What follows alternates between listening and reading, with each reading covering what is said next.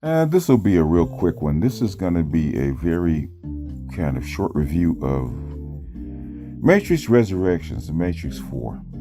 No spoilers. From the very beginning, you find out that where they have Neo or Thomas Anderson back in a different kind of job, different kind of programming job. And the liberal use of Warner Brothers' name throughout the whole series and talking about the suits and the higher up and how do you get these people back together and them threatening contracts and stuff like that. I think that's what the Wachowski brothers were actually trying to say in this particular movie. This is their FU, not to the fans, but to Warner Brothers. Because you can tell that these people really didn't want to make this film. And since they had to make it, they turned it into a parody. They turned their whole franchise into a parody into this film. And you could tell the whole film was tongue-in-cheek. The whole film was tongue-in-cheek. With the requisite explosions and violence and stuff like that, but the whole film was tongue-in-cheek. We'll probably come out with a little further review, but I want to give a chance for people to actually see the film, and then for Artisan and Dr. Johnson to help review the film on Sunday. So I'm not going to steal his thunder, so I'm just going to give you my thoughts. I actually understood the film altogether. Okay, I understood where they were trying to go. I understood in between them trying to, give the high hard one to Warner Brothers for making them do this film, because I agree with them. After the first three, I think the story was told, and either you're going to tell a new story, which they didn't, or you're going to, leave it for another 10 years and just do a reboot. Another 5 years, you probably could have rebooted The Matrix with different actors and actresses and retold the story. And I think people would have been fine. Hell, you rebooted Spider-Man about 4 or 5 times. I can't tell you how many times you rebooted Superman and Batman. So rebooting the Matrix series, nobody would have been mad at you to reboot it. If you can come up with some different kind of angles.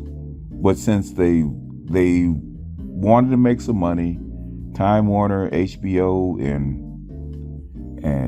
Warner Brothers wanted to make some money, so they already pulled off some other reboots, or not even reboots, just nostalgic remakes of old stuff, right?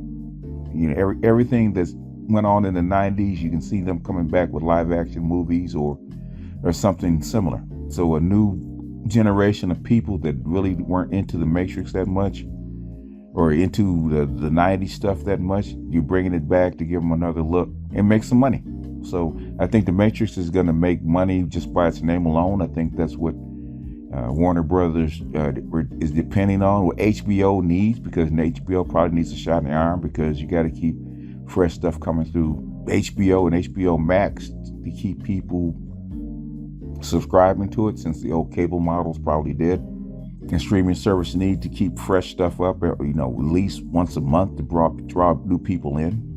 So I understand why they basically forced the Wachowski brothers to actually do this, because there's some things that they said at the very end of the movie with Neo and Trinity. They said something very unique at the end of the movie. I'm not going to say it here. I don't want to spoil it, but I'll reveal it on Sunday. It's very black pill. Very black pill. It's coded. It's really coded in language about what went on with Warner Brothers. They're very slick, but they did a few things that I think that they wanted to do. One, they wanted to make some dollars. You got to have a reboot, right?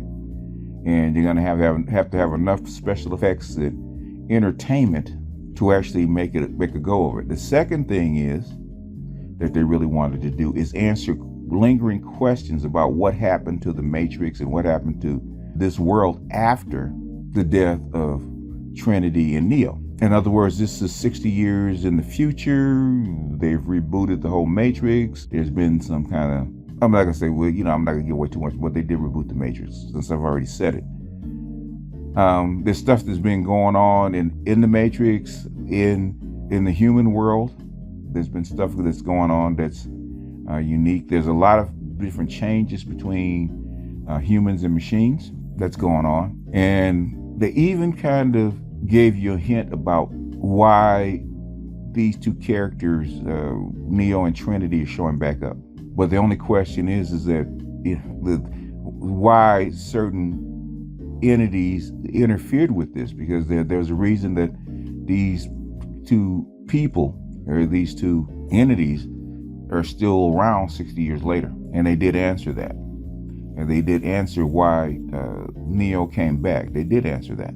Kind of convoluted, you can take it or leave it, but yeah, they did answer it. And then, last but not least, they want to stick a middle finger in the eye to Warner Brothers for kind of twisting their arm to actually do this film. And I think they probably accomplished all three, not to the liking of the audience, but once you understand what's going on, then it's not as hard to stomach. It's long and drawn out. There's things with the fight scenes that's probably too long. You could have got more into the characters with less dialogue. You could have explained a little bit more, which they did try, even though it's probably too brief. And I think they brought some characters back to basically for people to laugh at. They brought in different code words so that you could also laugh at, to let you know that this is tongue-in-cheek, and probably some of the stuff that was said in boardrooms kind of made it into the script. But at the end of the day, it got made. For a film, it's probably okay. It's mediocre. For a Matrix film, it's probably bad. It is the worst one they've ever made, and they intentionally made it the worst one because they wanted you to laugh at it. It really would have been better if they just full out made it a comedy, even though I don't think it would have worked that well. They should have full out made it a comedy, because really that's what it was. It was a comedy. It was a comedy hiding in the middle of a drama, in the middle of a sci-fi drama. And trying to hide comedy in the middle of a sci-fi drama takes some skill, and you're probably not going to get many laughs. And not many people laugh. A lot of people are actually pissed off because they're expecting something. They're expecting what they had been getting, because The Matrix, the first three films, basically took itself too seriously sometimes. Sometimes it went overboard trying to preach esoteric wisdom, right? It went overboard, trying to weave in all these angles and all these symbols and meanings into stuff, and these secret symbols and meanings into stuff into the film, and they took themselves too seriously. In fact, this one, they did the exact opposite. They didn't take themselves seriously at all. So they, tongue-in-cheek, told some jokes, made fun of themselves, made fun of Time Warner, and they wanted you to do so too. But most people were expecting a different film. That's like a lot of people are upset and mad because they didn't get the kind of excitement and pleasure that they paid for. Literally, you go to movies and pay for this stuff, and you have all these explosions and stuff like that, and you feel like the joke's on you. And I guess in a sense it could have been, but I think the joke was more on Time Warner's. If they make money, they're not going to squawk about it. If they don't make money, then I'm sure there's going to be words, because I'm sure there was a few things in there, I'm sure, that have been said in boardrooms that some people higher up will catch. But anyhow, it's so-so film. See it if you want. Don't expect any of the old Matrix magic, because it's not there. It's kind of tongue-in-cheek, overblown, forced. The missions don't make any sense. Why they did some of these missions don't make sense. So if you're gonna see it, sit back, get your popcorn. You might want to you might want to do a couple of edibles and a little drink with this too, so you can have more fun. Because if you understand it and don't take it too seriously, it's okay. Once I understood what it wasn't that bad. If I hadn't kind of peeped game early about what this film was about, I probably would have been upset. I probably would have said it's hot garbage, because if it's supposed to be a drama, it's hot garbage. But if it's supposed to be a parody, a spoof, and have some comedy in it, it squeaks by. But anyway, I didn't want to make this long because I couldn't give spoilers, and I'm just giving you my opinion of it, my black pill opinion of it. But I really can't do the black pill breakout until after Sunday.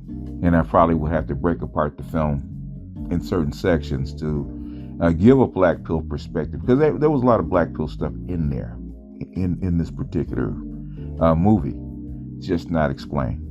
Anyhow, it's like 2:30 in the morning, and I'm getting ready to go sleep, and I'll try to edit it to put this up sometime in the mid-morning. I got stuff to do. But with that, I'm gonna jump off here. This is BGS out, and see you guys on the next one. Peace.